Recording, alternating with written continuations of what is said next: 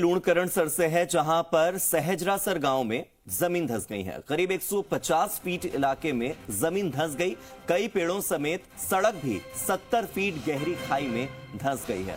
Tiger force के सदस्यों समेत प्रशासनिक अधिकारियों के मौके पर मौजूदगी देखने को मिल रही है। हालांकि यह घटनाक्रम क्यों हुआ, किस वजह से हुआ, क्या यहां की जमीन पहले से ही इस तरह की थी जिस वजह से पहले से अंदेशा था कि यह जमीन धंस सकती है। फिलहाल टाइगर फोर्स के सदस्य मौके पर पहुंच चुके हैं और आप सोचिए कि यहां एक बहुत बड़ा हादसा हो सकता था। वैसे ये जो जमीन है, ये जो तस्वीरें हैं आप देख रहे हैं कि आसपास आपको कोई व्यक्ति नजर नहीं आ रहा। अगर सोचिए ये रिहायशी इलाका होता या रिहायशी इलाके के करीब का कोई इलाका होता या यहां से कोई गाड़ी गुजर रही होती तो क्या होता। तकरीबन 150 फीट इलाके में पूरी की पूरी जमीन जो है वो धंस गई है और एक गड्ढा बन गया है। ये सहजरासर गांव की घटना है, लूणकरणसर के सहजरासर की घटना, जहां पर 150 फीट इलाके में जमीन धंस गई है। कई पेड़ थे जमीन पर जो जमीन के साथ ही मिट्टी के साथ ही नीचे दब गए, धंस गए और बहुत ही गहरा गड्ढा वहां पर बन गया है। 70 फीट गहरी खाई यहां पर एक बन गई है और मेरे सहयोगी रौनक मेरे साथ जुड़ गए।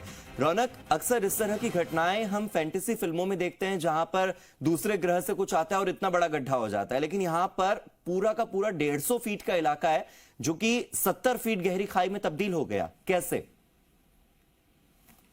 जी बिल्कुल हार्दिक, देखिए जानकारी दे दूं, लूणकरणसर का सहजरासर गांव है जहां पर यह घटना हुई है। जमीन धंसी और लगभग करीब 150 फीट जो इलाका है वहां पर जमीन धंस गई है।